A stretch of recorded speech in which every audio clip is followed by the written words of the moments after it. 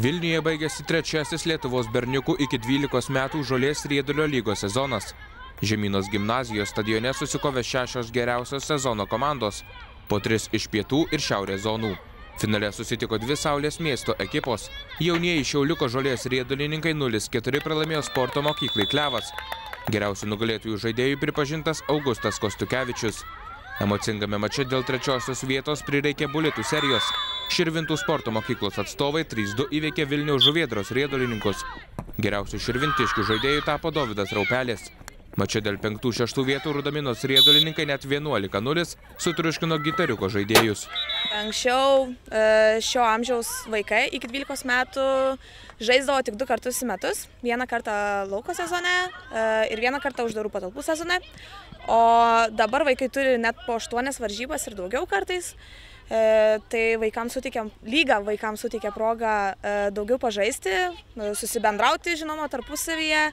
Ir labai didelė galimybė yra jauniems ir naujiems treneriams iškilti. Situacija Lietuvos žolės riedulio gyvenime eina geryn, teigia federacijos prezidentas Leonardas Čaikauskas. Viena pagrindinių priežasčių, kodėl tai vyksta – sporto bazių atsiradimas. Atsirado daugybė aikštelių, 40-20 visoje Lietuvoje, ir ten jau vaikai gali rinktis. Taip pat Joniškė jau pradėjo žaisti, Širvintose dabar statoma jau antra aikštelė, vieną jie tam nudrožė tą pažodžio prasme, riedulininkai, futbolistai. Tai manau, kad po biškį mes einam atgal į priekį. Prezidentas nieko nenustebino, paminėdamas didžiausias Lietuvos profesionalių klubų bėdas – tai finansavimo stygius.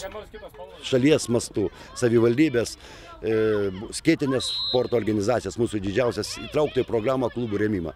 Tikrai šiandien tas jaučiasi visuose sporto šakuose klubų. Mūsų čempionatas sudaro beveik iš 18 komandų 8 sporto mokyklų.